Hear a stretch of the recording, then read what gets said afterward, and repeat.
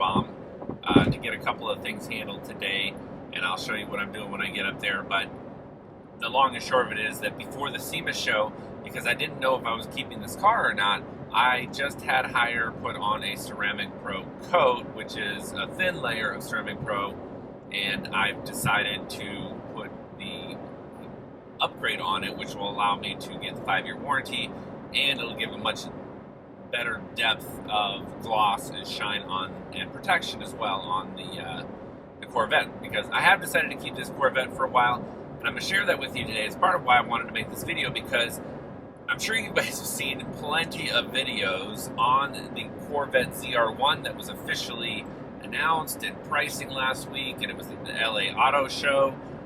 You see lots of guys making videos on it, like Rick Corvette Conti, Chuck with his channel. He was actually at the LA Auto Show. He streamed live on YouTube from the LA Auto Show talking about the Corvette ZR1, giving us a first-hand look at it. You got guys like Mike with Streetspeed 717. It's just declared yesterday that he has placed his order for a brand new Corvette ZR1. I'm excited for him. I think that's great. They're all going to get the new Corvette ZR1. Actually, I don't know if Rick said he was getting the Corvette ZR1, but I know for sure that Chuck with Corvette 918 and Mike with Streetspeed 717, they were both said they've decided to get it. Well, of course, Mike, he buys cars on a whim. I kind of felt he was going to get the Corvette ZR1, and he did publish his video just last night saying that he has officially placed his order for the ZR1. So, am I going to order the ZR1? I have been in contact with my dealership about it somewhat, and I have decided not to order a brand new Corvette ZR1. And I want to really share with you guys what my thinking was behind that, why I decided not to order the Corvette ZR1. Getting into that, the Corvette ZR1, I think it's a fantastic look. I think the lines of it are very, very good. I love what they did with the back wing and the spoiler back there. I love what they do with the front air intake. That's probably one of my favorite aspects to the new bodywork on the ZR1 is how they widen out the vents on the front of it, how it's just wider and beefier, and of course has 13 coolant exchanges on the front there, which will allow for much better cooling when tracking the car. I was really an idiot today, and I forgot my sunglasses. Actually, you know what? I think I got a free pair of sunglasses from Toyo Tires when I was at the SEMA show in Las Vegas, and I think they might actually, yep, there they are. I have my free pair, look at that right there, Toyo Tires. I have my free pair of Toyo Tires sunglasses. I totally forgot my Oakleys and my Ray-Bans this morning getting out the door, but I just remembered, thank you guys, just kind of talking it out loud made me remember that I have this pair of very cheap Toyo Tire sunglasses. There we go. Now I can look at the direct sun and not be crying like a little baby. So, okay, let's get back to it. So, the ZR1, I like the look of it. I'm not going to drag this video on and on about talking about all the features. I know you guys have seen and watched a lot of videos that talk about it, and I want to tell you guys more about why I decided not to order it. There's a couple of reasons. One, I love my Corvette Z06. I know I had a lot of problems with it. It was in and out of the shop more times than I would like to admit. But I believe they really finally fixed the issue with the power loss that I published several videos here on. And I really feel strongly that they fixed that issue. I think that it was the intercooler lines that had air in them on the supercharger itself. And I really believe that that genuinely solved that power loss issue. I have not experienced any of that type of power loss issue since they purged the supercharged lines. I am still hesitant and nervous that because they could not tell me and had clearly no idea why air got into the supercharged lines, considering nobody has ever messed with those supercharger lines, it makes me nervous, thinking that someday that issue might come back. Which does motivate me to say, well, let's just take off the GM supercharger and let's go ProCharger with it. Maybe we go, Whipple just came out in collaboration with Weapon X. They just made available their Whipple supercharger, which I believe is a 2.7. It's ridiculous.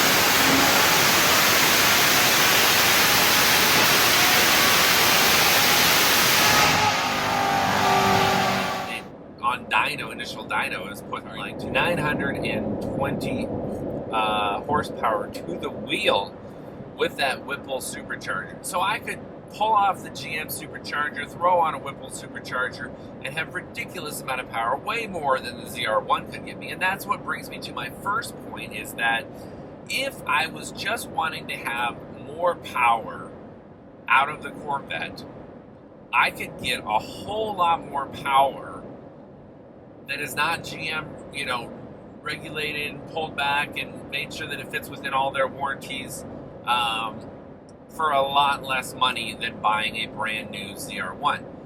The options are really endless at this point. The C7 has been out for several years now. There's several manufacturers. You've got Edelbrock, you've got Whipple, you've got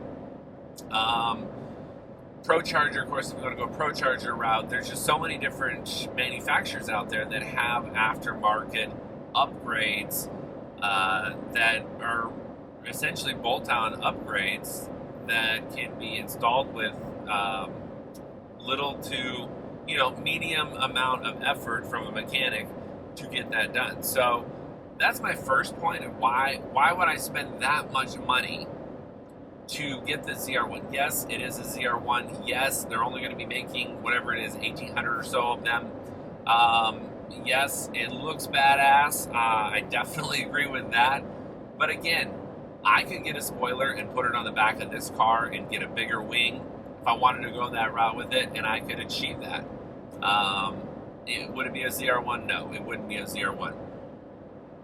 So that's my first reason. My second reason is it's a brand new car with a brand new MSRP sticker price. So my second reason is it's not a smart financial move.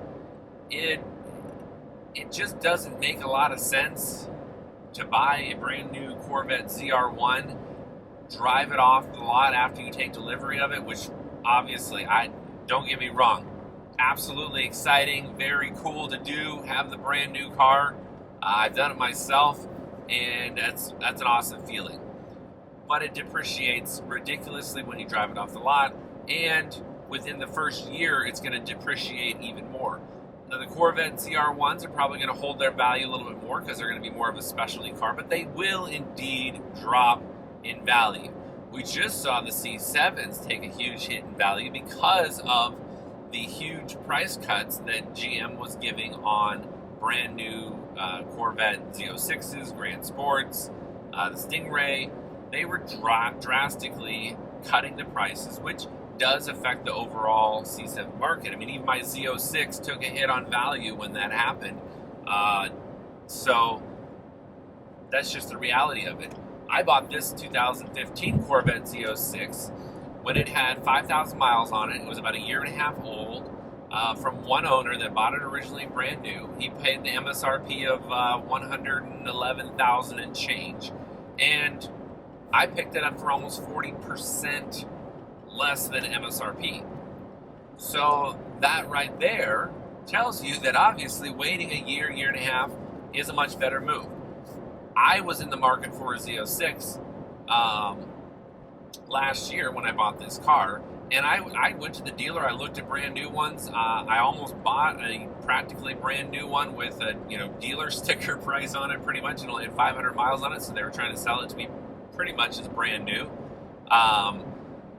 But that's my second reason why I don't think that I'm going to get the ZR1, because of that MSRP, brand new car sticker price that you're really throwing a lot of money at just to be one of the first ones to have. I would love to have it right out of the gate.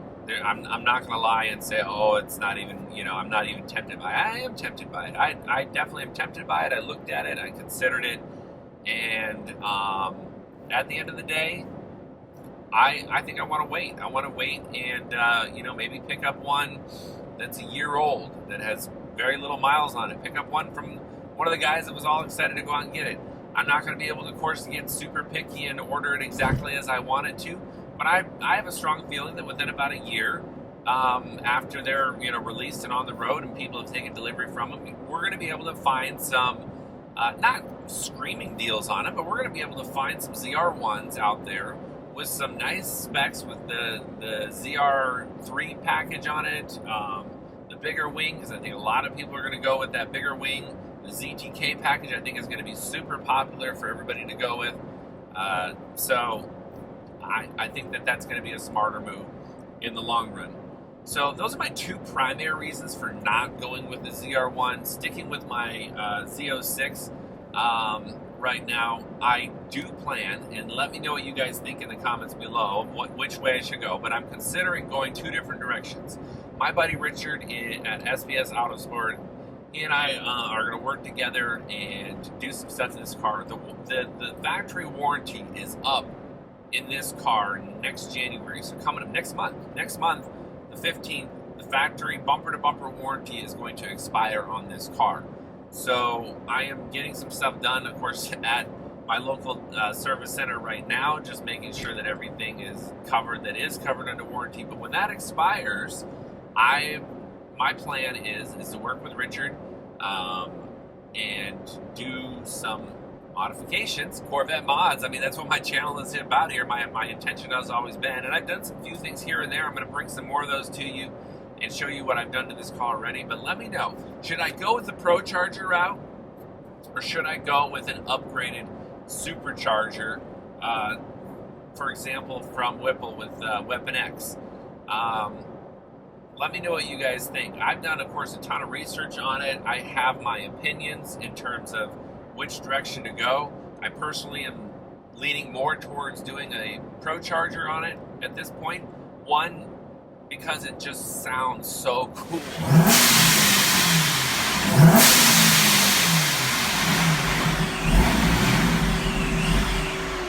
Especially if you get the big red blow-off valve, it just sounds so. I just love the sound of that. I've pulled up next to, driven beside cars that have that Pro Charger on it, and it just sounds incredible. It really sounds next level when it comes to the sound and feel of a race car on the road. So I'm my other reason for leaning towards the Pro Charger route is because of where it places the power.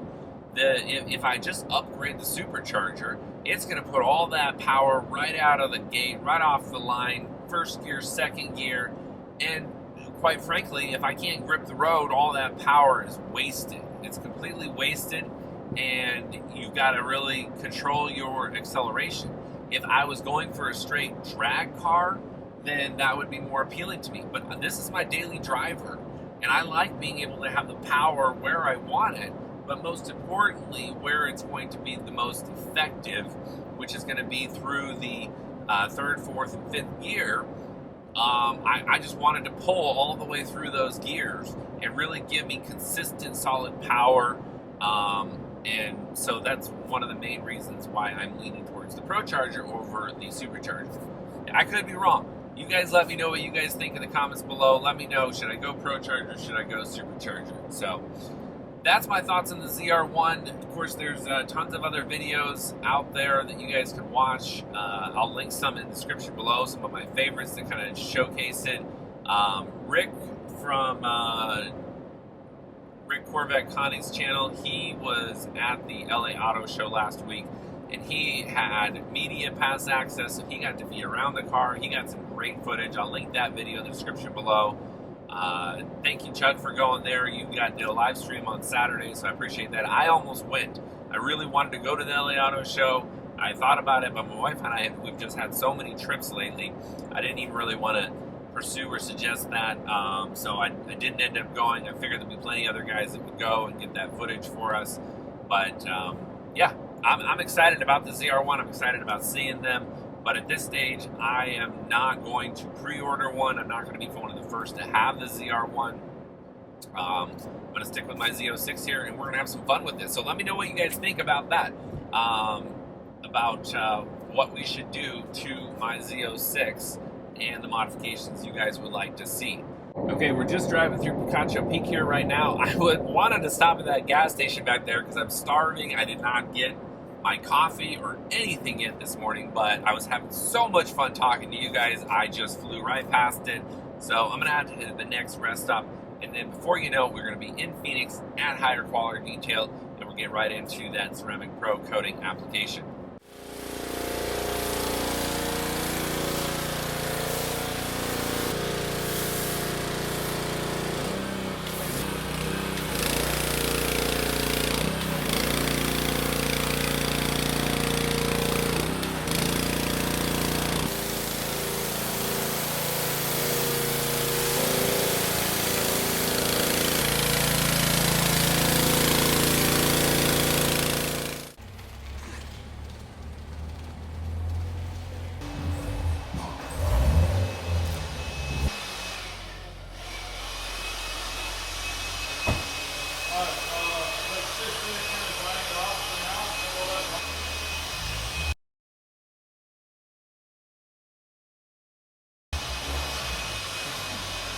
So they're just finishing up cleaning up the Corvette before they coat it. Brian over here is prepping the windshield to get installed, and then the solid top I brought up with me because I wanted to make sure that that was Ceramic Pro coated as well. So we got a lot happening right now. On the ZR1, getting announced and the pricing, and that thing looks sick, man. Yeah, it does. I was seriously tempted. The warranty on this car, the bumper to bumper, is up next month. So that's like, well, part of me is like, get one now and trade in this car. But then my other thought is like, oh, the warranty's up. I don't have the excuse now for not doing anything to the car, performance-wise. There you go. So I'm thinking, now's the green light to just start doing stuff to it.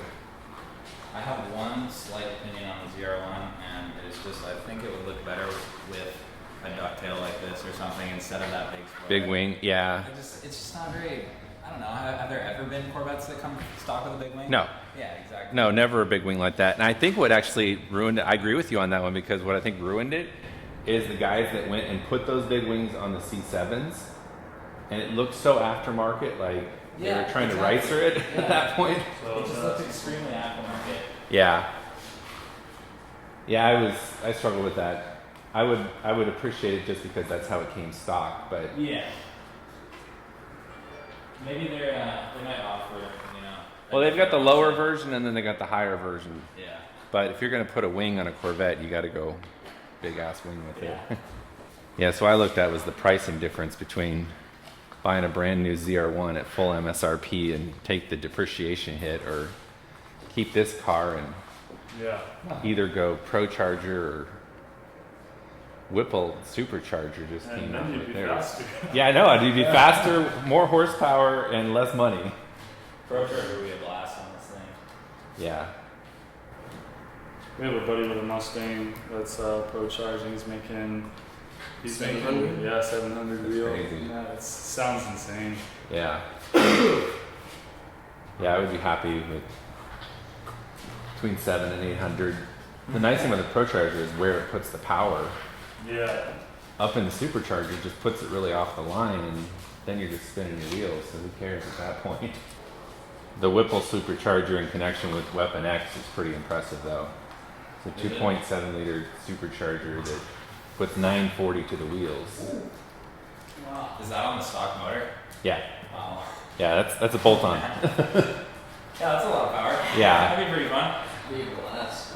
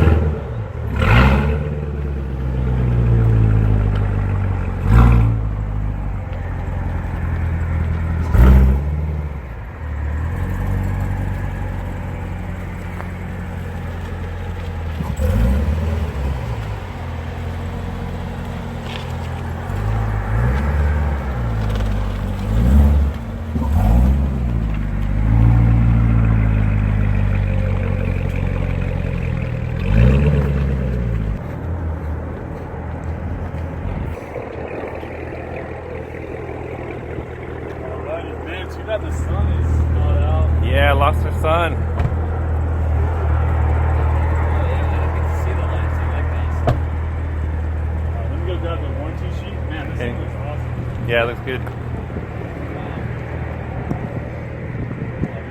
Thanks. Alright, so fortunately you guys can see me once a year. That's a bummer. So that's just for us to maintain the warranty. So once a year we just go through, we make sure everything is performing properly. We do a full detail for you, and then we apply ceramic rose sport just to make sure it keeps the nanotechnology alive and performing just as it should. So nice. You just keep that in the glove box there. Cool. We're just going to take a few photos, and then you'll be off on the road.